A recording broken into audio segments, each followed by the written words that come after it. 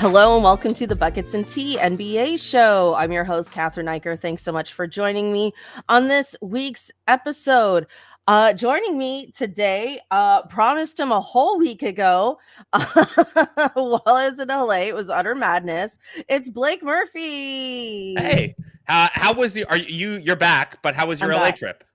My LA trip was fine. I got to catch up with a bunch of people that I know there, which is great. And I have a bunch of different like comedy friends who have moved and are, varying degrees of success. And one of my friends is doing really well and she's writing for a show. And I got to pick her up with her boyfriend by driving onto the Paramount lot. Wow. Which I've never done before. And I was like so excited. I was like really geeking out, but I was like, okay, we're all moving on up and that's good. The crappy part was I have a literary agent there who did not make the time to meet me, and I've been advised to fire him, which is insane. I'm yeah. He definitely doesn't listen to this podcast. As so someone who does not have an agent right now but has had those discussions, I can understand how they might be a frustrating type of person to work with. Yeah, it's wild. So, I mean, a part of me was like, wow, I get to complain about my US agent. That's fun. But also more annoying that I get to complain about him. So, it was interesting, and I'll probably be back at some point, and I the goal is to be a little bi-coastal. That's what I would love. There you go. Yeah. There you go. So otherwise good trip then. Otherwise great trip. The weather was perfect. Like while it was like insanely hot here, it was like utterly perfect weather. It was like 25, a breeze. It was like, okay, Kawhi, like I get it. Like I get it. But all right, we got to talk about the draft. We're recording this Thursday at 4 p.m., which means round 2 of the draft will likely, it's going to be happening while we're recording.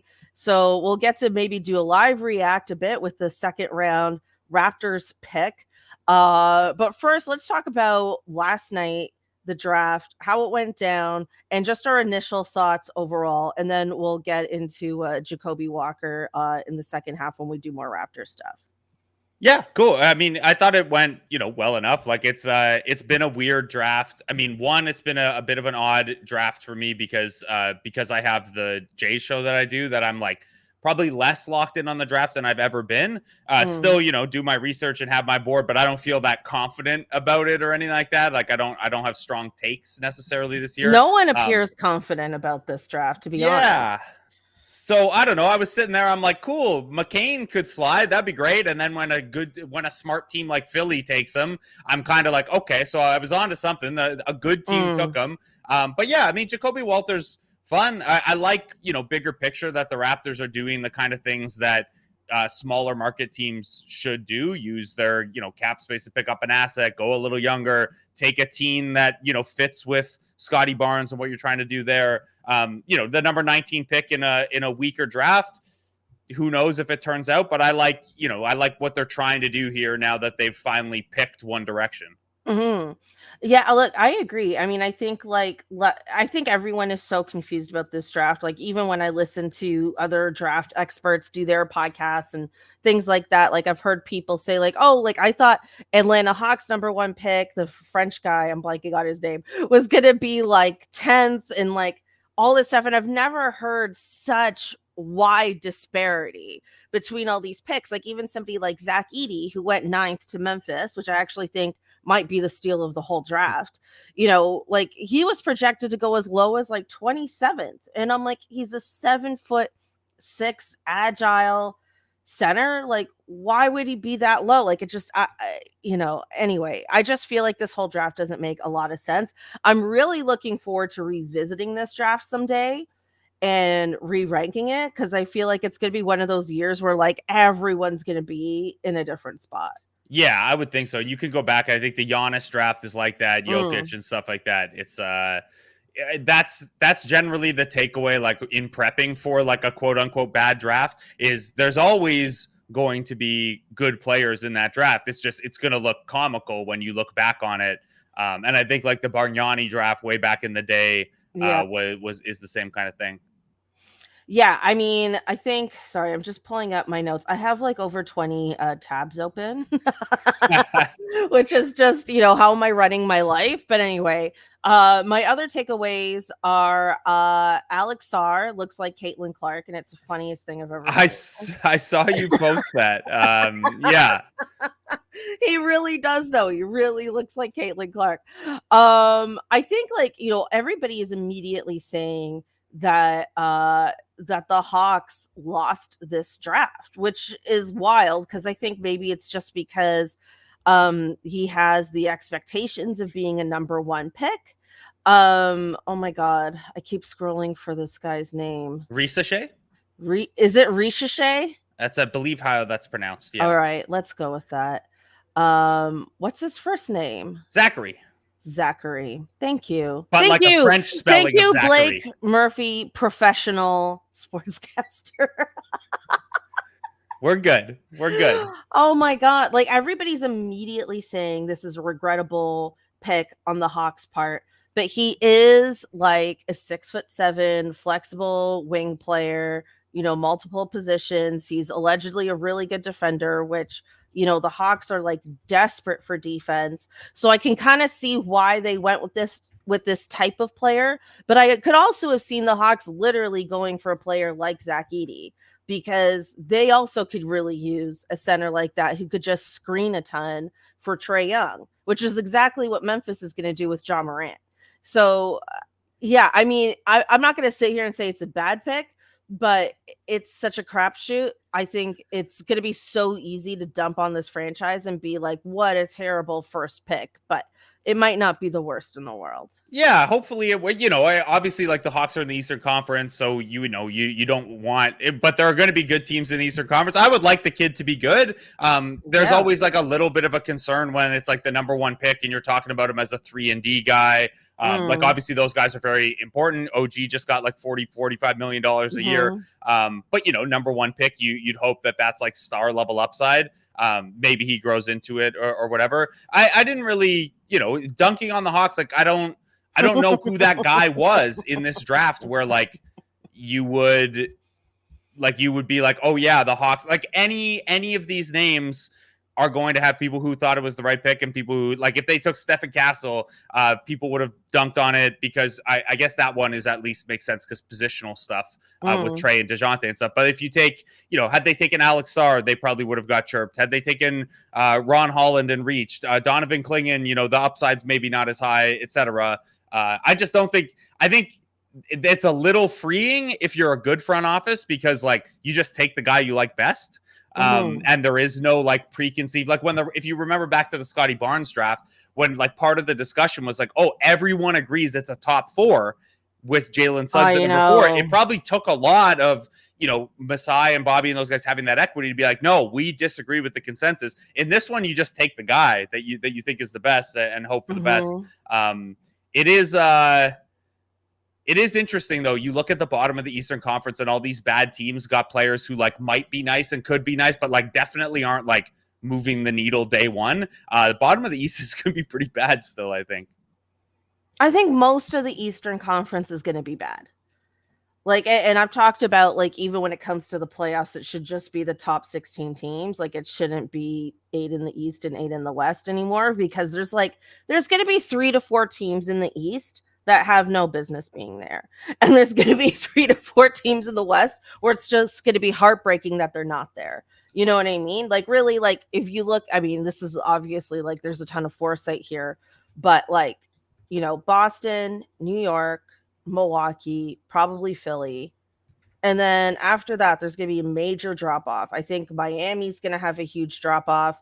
The Hawks, they don't know what they're doing. Cleveland's still a huge question mark. Like, you know what I mean? There's just so many, like, I like Sacramento more than I like any of those teams, is my point. Yeah, which is fair. And, like Sacramento a little bit for giving the Raptors a couple picks here for That's to take right. on some money. That know what? I'm gonna abandon the order of this podcast because we are talking about the draft, and it just makes sense to dive into the Raptors, at least from a draft perspective. And then we have other Raptors news coming up later. Does that make sense? Yeah. Let's do that. You're the best. Okay, so let's let's talk about Ja'Kobe Waler right now. Look, overall, I really like this pick. Like you said, we didn't work out with him, but he apparently has slid in this draft. And, I trust Masai and Bobby to recognize talent. And I feel like that's kind of what this is.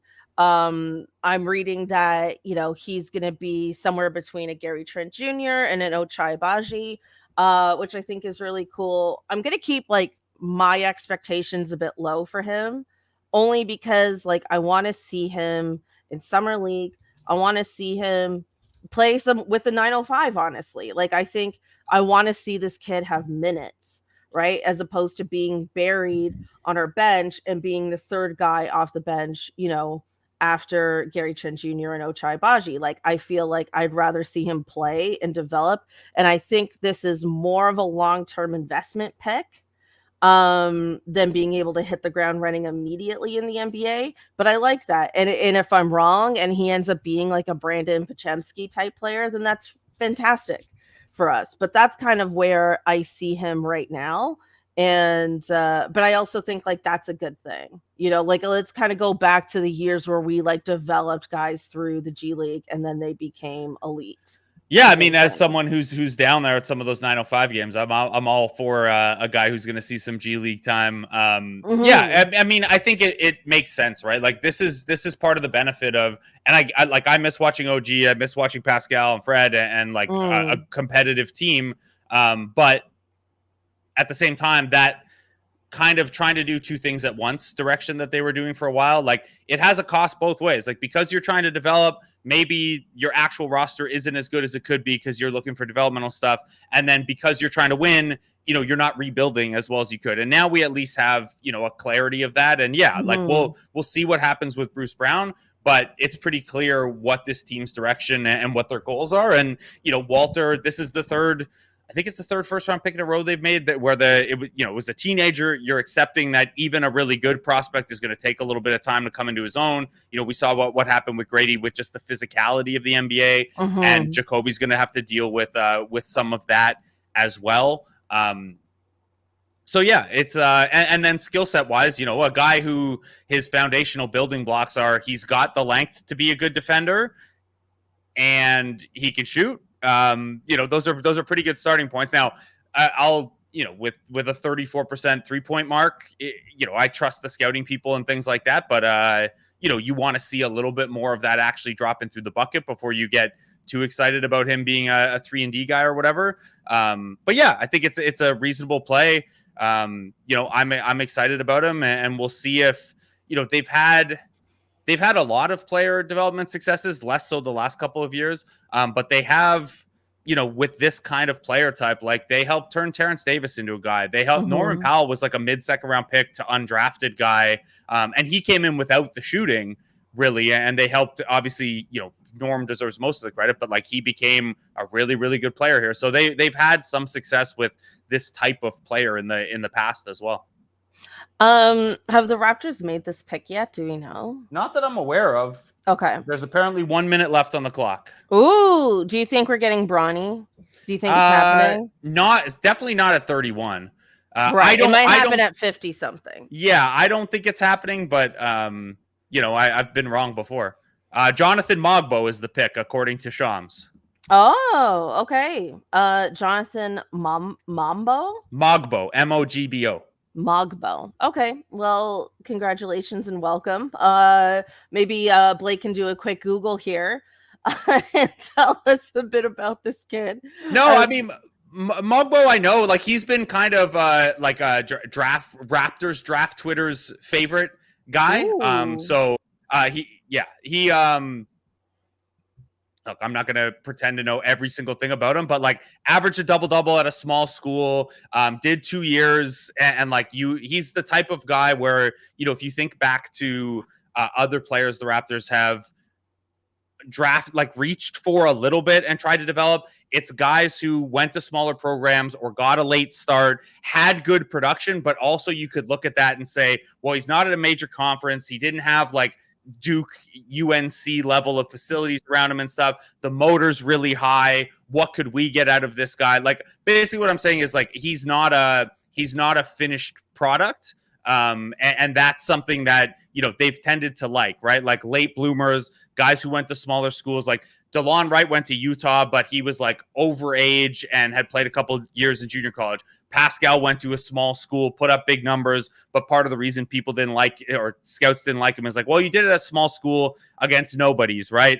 Even this one didn't work out as well, but Malachi Flynn, same kind of thing, took a couple steps to get where you were going. And in this case, you're looking at like an undersized big who took a big jump at a small program. I think that's the kind of guy that, without having dug in too much on his tape, just that kind of arch type is a guy the Raptors would look at and be like, yeah, we can develop that guy into more than, you know, what he is right now, and more than probably what other teams look at and see as, oh, he's like a little bit of an older 14-10 guy, small conference, you know, only 6'6". Some teams might see that as a limitation. I think the Raptors probably look at it and say, well, yeah, he hasn't had the best developmental tools around him. We can get more out of him. And, you know, hey, it's undersized big, long arms, big athleticism. That's a Raptors-y bench big pick.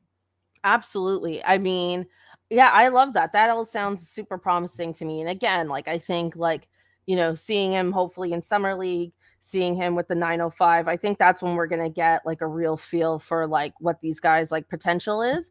And, you know, what else was I going to say? I feel like the age narrative that has come up a lot with this draft is really overrated. Like, I feel like there are a lot of great NBA players that got picked a little later. And to me, like the difference between 18 and 22 should not make or break, you know, somebody's full potential. Like, I just feel like the way people have been going on and on about this older draft and stuff, I think it's a little ridiculous. Yeah, and it's not like he's 40, right? He's 22. Yeah. It's you know, that's older for a prospect. And if you're one of the teams that looks at like the analytical models or whatever, sometimes a guy will get dinged if they're like basically they might look at a guy, and Mogbo's not a case like this because I know like John Hollinger at The Athletic really likes him and like his model liked him fairly well. But generally they'd look at a guy and be like, well, are you actually really good, or are you an adult playing against 18-year-olds, and that's why your numbers are so good? In this case, you know, again, the late bloomer, the junior college route and stuff like that, I don't think it's also like, say he is, you know, and I don't mean this about Mogbo, but let's play out the scenario where this is what he is, right? Like, oh, he's older, he doesn't have all that much upside. Same thing people said about Jaime Jaquez for the Heat last year. Mm-hmm. Like, okay, well, he's 22 and he'll be under contract until he's 26. You're still getting like 3-4 good years out of it. It's not like he turns 35 tomorrow. Yeah, maybe it means he'll never become like a super duper star, but you're still going to, you know, if you hit on the guy and you're right about the talent, you're still going to get a couple good years out of him. It's just, you know, sure, okay, he's not a 19-year-old that has a lot of, you know, development still. But yeah, I'm not too scared off. Like maybe in like the first, you know, the top 7-8 picks of a really good draft, maybe I'm worried about the age consideration. But once you're into the second round, take the guy you like. And, you know, if you get 3-4 good years out of a second round pick, that's a huge win for a second round pick. Mm-hmm. Yeah, I mean, I believe too, like probably one of like the greatest, you know, older age draft picks was like Tim Duncan. Like, wasn't he like 21, 22 when he was drafted? I think it's so, like, yeah. Yeah, like that obviously worked out pretty well. Okay, let's move on to some other NBA news. Big trade that happened this week. The Knicks are acquiring Mikal Bridges from the Nets for Bojan Bogdanovic and a ton of picks. They have an unprotected first round pick in 2025, in 2027, in 2029, and in 2031, plus an unprotected pick swap in 2028, and a top 4 protected 2025 first round pick via the Bucks. I mean, this is a lot of picks for a player who is respectfully not an all-star. I get they want to, you know, reunite this whole Villanova thing. And, you know, I don't hate this move for the Knicks. It just seems like a lot. for him. Like, I feel like this trade could end up being a win-win, but it might end up being a bigger win for the Nets when it's all said and done. Yeah, I mean, I think if you're the Nets, and I saw I mean, it's Twitter, so there's always going to be this type of person, but like people mad at the Mikal Bridges era. Like, Mikal Bridges didn't ask to get traded for Kevin Durant, and is not a number one guy. Yeah, I know the Mikal Bridges era. It's laughable to be quote mad at a quote era. An era is not 1 year. So I'm using the term era. They were just like I'm sure they also used it. I'm sure they also used the term era. Yeah, but like, yeah, like this basically, if you're the Nets, you got a little bit of time out of Mikal Bridges, but really what this is you turn Kevin Durant into like 8 first-round picks by getting Mikal Bridges, and like you're the way station before he moves on to the Knicks. And I know Nets fans probably don't like trading with the Knicks. Like, I'm sure the Raptors, I'm sure Raptors fans wouldn't have loved to give like OG to the 76ers, for example, right? Or the Celtics, or the Clippers. Yeah. I get that part of it, but like, yeah, you got a haul from if you're the Knicks, I don't know. It only takes one title for like all this stuff to be worth it. And I think they look at, like you said, the East is not very good, and they kept OG right after that. So they're expensive and they don't have a ton of draft assets left after tonight and stuff like that. But I mean, I think on paper, they're a top 2 team in the Eastern Conference. So why not? Like, how many, like, it's an overpay in pure asset terms, just like OG's kind of an overpay in terms of, the straight money. But when you're that close, why not? I completely agree with you. And I think, New York too is one of those teams where, like, if they do need to go into the luxury tax, like, they can. You know what I mean? Like, those tickets are crazy expensive. Like, the New York Knicks can do it if they need to do it. Yeah, I believe Hartenstein is also a free agent. I don't know if he's going to re-sign with the Knicks or where he's going to go, but I mean, I thought he was pretty valuable for them in the playoffs as well. Like, I think they would be wise to try and retain him. And yeah, I think the Knicks are going to be, must-see TV, like, all next season long. I do think they will very likely be in the Eastern Conference Finals, if not the finals. And I do think this is worth it for them. Curious about picks in like 2029 and 2031. I feel like if you're the Knicks, those are picks you would probably more likely want to retain. But that's so many years down the line. If you're rebuilding by that time, you can probably get picks from other people for other players. But I think this is amazing for the Nets. They're going to have, I guess, like, they're going to have 3 picks, plus their own going into next season. So they'll have 4+ picks in 2025, if I'm doing my math correctly. So yeah, because they have a first round unprotected from the Knicks, and then they have a top 4 protected first round pick via the Bucks. Plus they'll have their own. So that's 3 first round picks right there. And then they're going to have an additional second round pick. So their rebuild next season is going to be in pretty solid shape. And, I don't know what this means for like a Nick Claxton, for example. I think he's going to be a hot trade target. I don't know who they're going to put on the floor next season, but I think, 2026 and beyond is looking promising for the Nets, I think.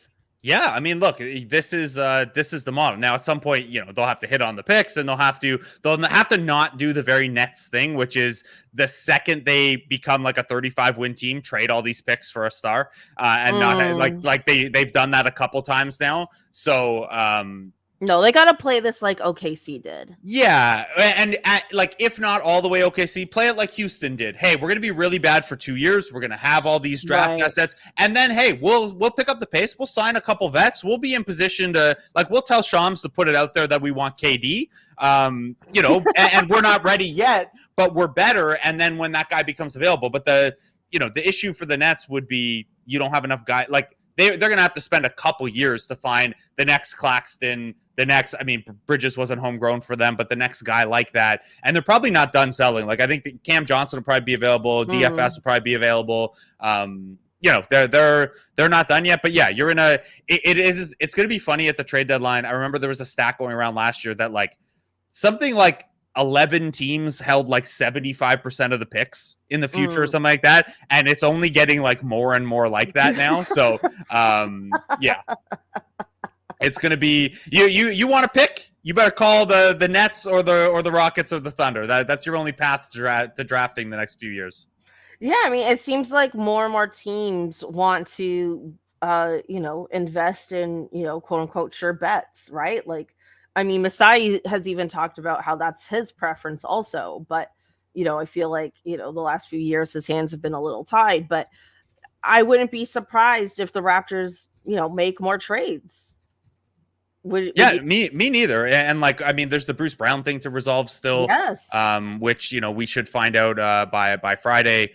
What that's going to look like. So yeah, it should be pretty fun. And I don't know if it's going to be like a franchise altering trade or anything like that. Like it might just be they let Bruce Brown walk and use the cap space. I'm not sure, but yeah, this is like a very, very fun week or two here while we wait for like. I don't know. This is like biased, obviously, but I do two sports, and I do feel like the NBA, and like I've done hockey in the past, I do feel like the NBA does like the start of the offseason better than anyone else with the draft leading into free agency and summer league and things like that. Like the NHL's kind of on the same schedule, but they don't have quite the excitement level. And then baseball's draft takes place in the middle of the season, and then the NFL like doesn't like the trade deadline's not that exciting. It's just the NBA is great for this kind of stuff. Like the basketball is really great, and I like basketball sport, but the NBA is also like the best at this dramatic stuff too. Yeah, it's a soap opera for sure. Okay. Let's talk about, these next few days. Like you said, free agency on the horizon. I thought it'd be fun to do just to have some fun with some free agency predictions. What do you think are going to be the big moves? Who do you think is going to go? Who do you think is going to stay? With the Raptors or just in general? Just in general. Ooh, okay, let me bring up the list. Sorry, I know you sent me the link, but I forgot to open it. All good. I mean, this link only has like some of the higher profile players. Okay, like, so yeah, I think Paul George is the most interesting one, because like again, player option, but like wants the extension from the Clippers. Is that going to happen? The Warriors, basically, I think the Warriors are the most interesting team, and because Paul George is potentially a sign and trade guy or an opt in and trade guy, he becomes then the most fast. Like LeBron's not going anywhere. Tyrese Maxey's going to resign. OG already did his thing. I'm like interested in DeMar, but from like a really like I'm worried DeMar's not going to have a big market kind of standpoint. So I think the Warriors are the most fascinating team where like if you had no emotion whatsoever, you'd probably say they're not close enough and you got to, it's time to start looking to the future and things like that. But they're at the end of the Steph Curry era and Steph Curry's still Steph Curry. So like they're going to do whatever it takes. And them and the Clippers like on a potential collision course for that is so fascinating because if the Clippers lose Paul George, they're in a same kind of spot with Kawhi then. So how that plays out is probably, this is not a prediction, but that's like the most fascinating thing to me. And I think will be like the most dramatic on what Sunday is June 30th. Yeah. Sunday when this stuff starts happening. Yeah, I agree. I mean, and I think the Warriors probably are looking at Paul George, maybe even more than the 76ers are. But I also think, you mentioned DeMar. I think if the Clippers lose Paul George, like if it isn't a sign and trade scenario, if they just straight up lose Paul George, then I feel like they suddenly become a candidate for DeMar DeRozan, which could be really interesting. They're very into the veterans on their last chance at a chip roster, and they love former Raptors. And I feel like that could be a possibility that I haven't seen anyone talk about. And he would be going back home. He's a hometown kid. Yeah, that's a good one. The other one for him is Miami always strikes me as a like, if a guy's finally going to accept that, the max contract or near max contract isn't out there, do you go to Miami and live on South Beach? And like, they seem to be able to extend the careers of just but about everyone. But they did Kyle wrong. I know. Yeah, I mean, I don't know. I like another thing that I think is very possible going into next year is they might trade Jimmy Butler. Jimmy Butler is set to be a free agent next season. And I think they're not going to want to pay him what he wants to get paid at this stage of his career. And I think Jimmy Butler could end up moving to another team and being like a number 2 on another, championship contending team, and Miami could start to rebuild again.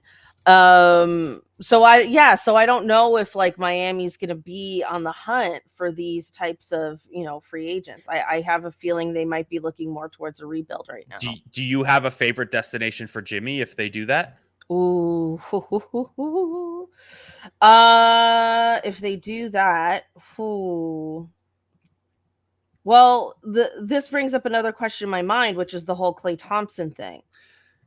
Yeah, this is where we start getting like really fascinating. If one domino falls, where does everyone else end up landing? Sorry, I shouldn't have put you on the spot for that. No, I love it. Like, look, like Klay Thompson, who is my NBA husband. I've said that many times on this podcast.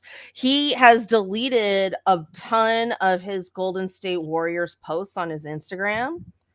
And, people have been reading in between, reading the tea leaves, so to speak.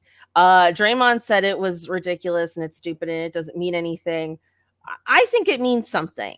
It doesn't necessarily mean he's leaving, but I do think it means something. I think he's trying to send a message to the team that he is in fact willing to leave if the offer isn't there. And, I also think, Klay is such a genuine person. Like, I don't think Klay is really capable of lying. Like, even when he tries to lie, he sounds so passive aggressive and angry. It's like, what he's really saying.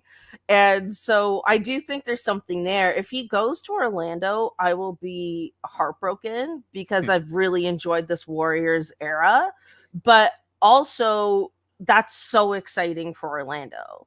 I would love Orlando to get, whether it's him or really any of these guys, and they're obviously not going to be able to, like, I don't think Jimmy Butler would go there or any Paul George or anything like that, but like Orlando is close and they've built like so slow and methodically, and like this is the time to make the move.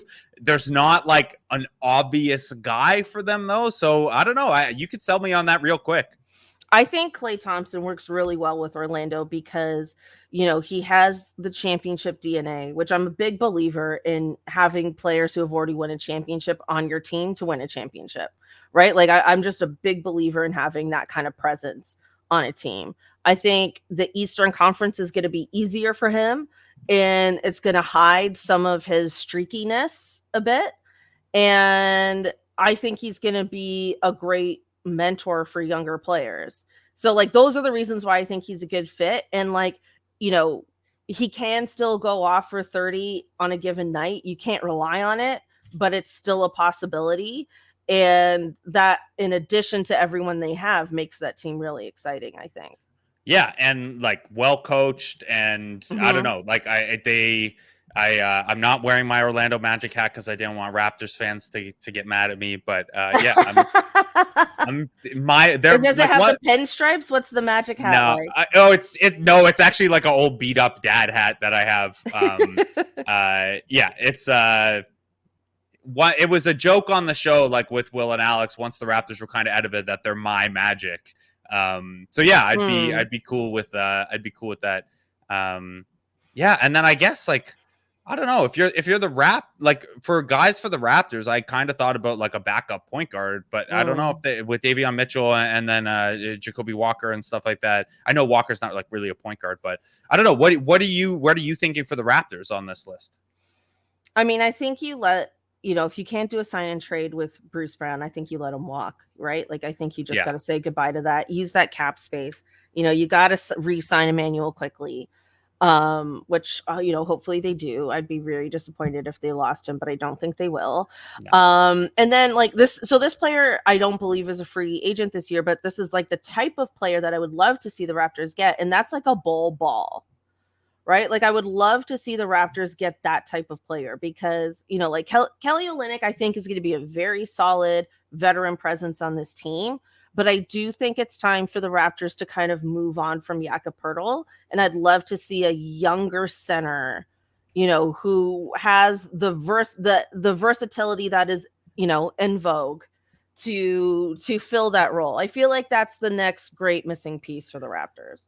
So I think if I were going to go that route, and I Mhm. definitely see what you're saying on like Jakob Poeltl, if you could turn around and find a home for him, like Jakob's going to be in this weird spot where like everyone obviously loves Jakob as a dude and as a player, Yeah. and we all know he's good, but like I didn't agree with the trade for the like logic behind it in the first place, and then people are going to be like, if he's healthy, he's going to help them win too many games this year. If you're the type of person who wants them to tank, like they're not going to win like 50 games because of Jakob Poeltl, but like he's a really positive player. So the people who want the Raptors to tank this year are going to be packing Jakob's bags for him.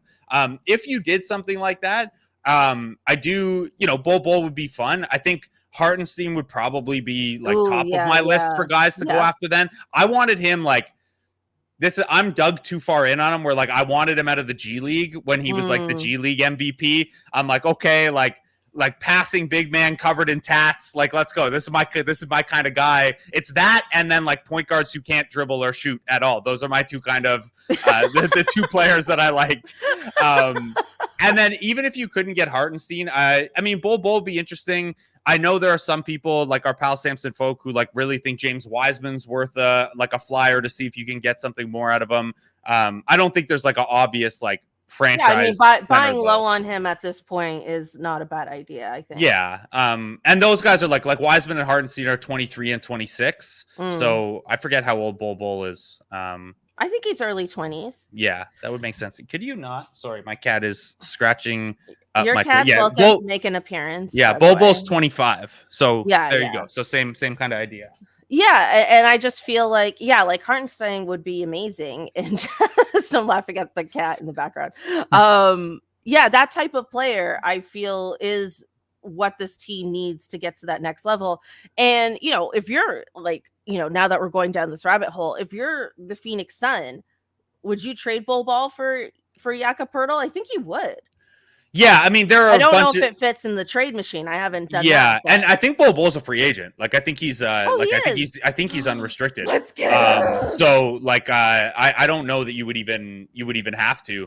But yeah, the Suns are in a weird spot where like I'd have to refresh myself a little bit on what the rules are for those teams like in the like high apron range, but I think the Suns like can't do anything. Like I think if you like fire up the trade machine and you click the Suns, it's just like a big X appears on the screen. Like Suns are not allowed to do anything. It's a big X with Bradley Beal's face in the middle. Yeah. But yeah, I just checked. Bol's a free agent, so you could just go pluck him. Okay, I want that.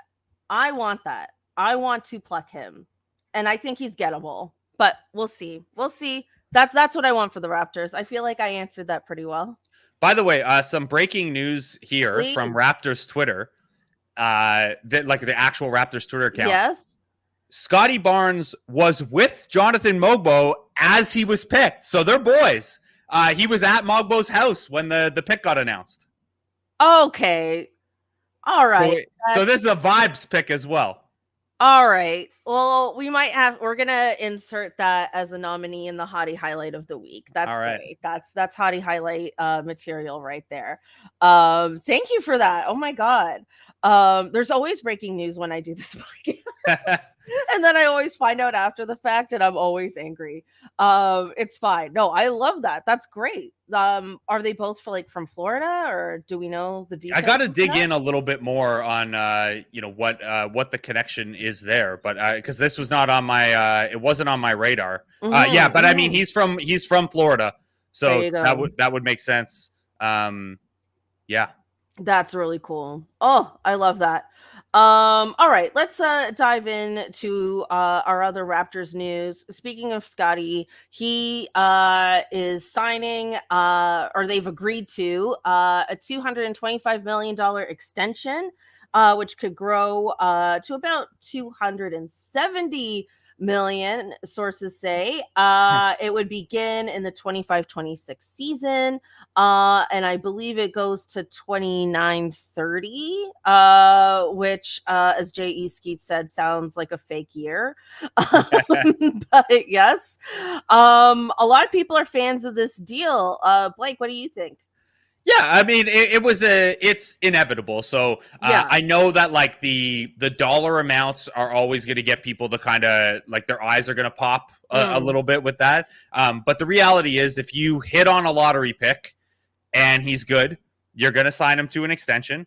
And most of the time, that's going to be a max extension if a guy has already reached all-star status. So, yes, it's a ton of money, but this is where the salary cap's going. It's like these numbers are based on the salary cap being projected to go up by the max amount next year and things like that. So, you got to get past the dollar amount a little bit. The bigger thing is they hit on the number 4 pick. They got it right. He's an all-star level player, and now he's locked up through 2030, unless he's got a player option, in which case it's 2029. We'll find that out next week when like the actual contract goes in or whatever. So yeah, I think it's important. Like, it was always kind of inevitable. It's nice to have that security. Like, for sure now over the next 6 years, you are building around Scotty Barnes, and the other things you're doing are orbiting around Scotty Barnes, right? Like, whether he is, an all-star or he gets to all NBA or whatever, everything you're doing has Scotty Barnes' strengths and weaknesses and fit and chemistry and things like that in mind. And that's helpful when you're building out a roster. There's not that uncertainty. There's not that, how much is he going to get paid? How long will the contract be or whatever? That's locked in there. So that part is good. And then the other part that is like, if people are eyeballing at the $270 million or whatever, there is just so much motivation for Scotty Barnes now. And I know this sounds a little like you just got the $225 million. So why would you? Well, guess what? If you make all NBA this year, or you win Defensive Player of the Year, or you win MVP, that contract could go up by like $45 million extra. Because, so for anyone who doesn't know, he gets the 225 is he gets 25% of the salary cap. And then it goes up a little bit year after that. And then because they have made him their designated rookie, he can go up to 30%. But to do that, you have to make an all-NBA team, Defensive Player of the Year, or MVP, and that has to be this year.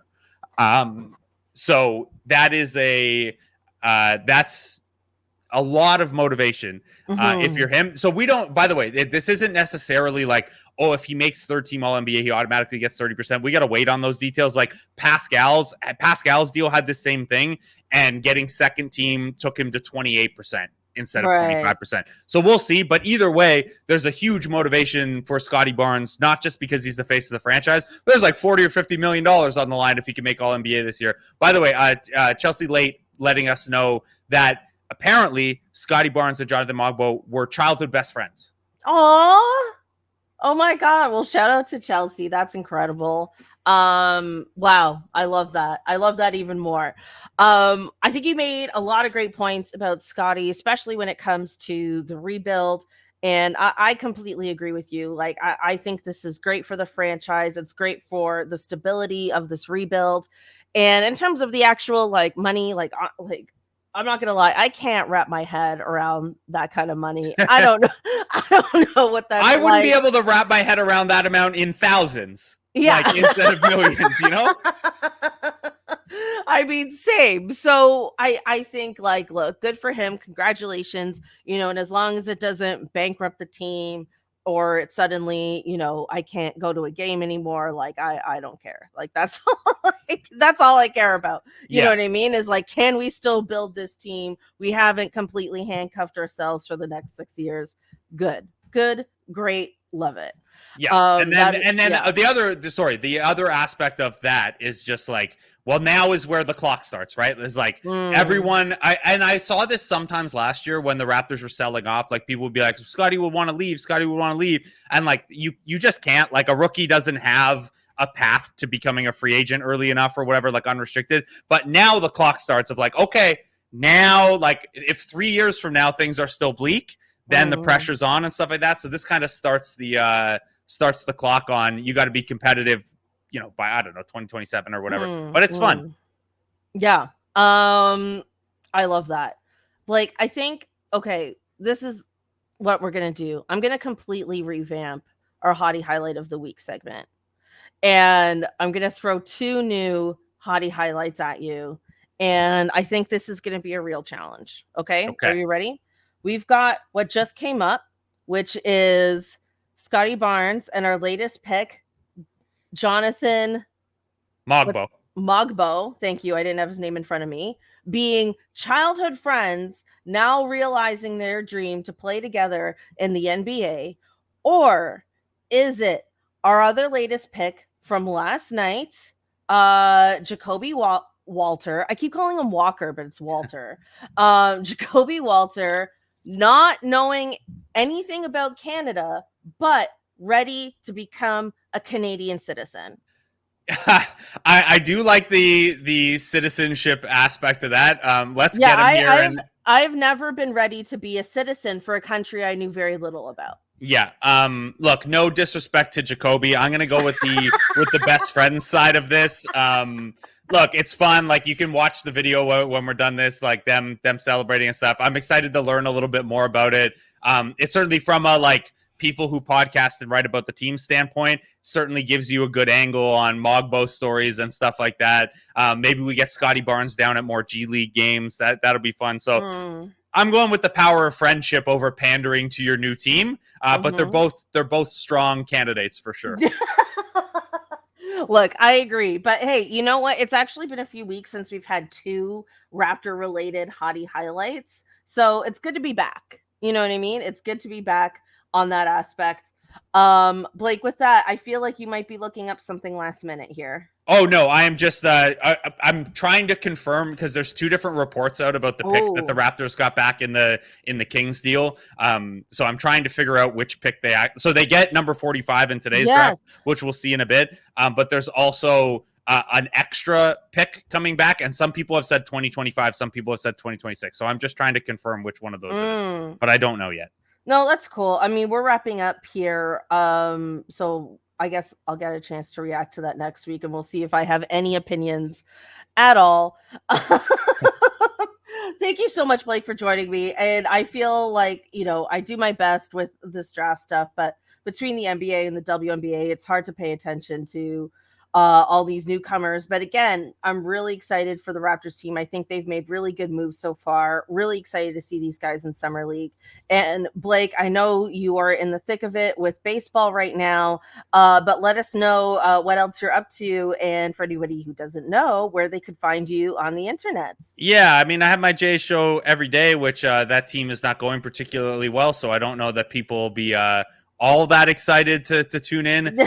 Since you mentioned the WNBA, I'm supposed to go to New York for a couple days in August, and the itinerary right now has me just missing New York Liberty against Connecticut Sun. So I'm a Liberty fan until there's a Toronto team here. I've still never seen the Liberty. I've actually only ever, other than the game that was in Toronto, I've only ever seen WNBA a couple times while I was in Vegas.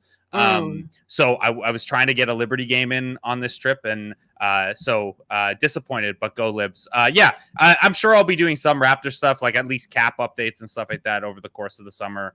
But yeah, Jays stuff for now. I don't know if you're a Jays fan, things are bleak, but watch my show so I get ratings or whatever. I tried to see a Sparks game when I was in LA, and they were on the road the whole time. Awful. They were on the road for almost a whole month.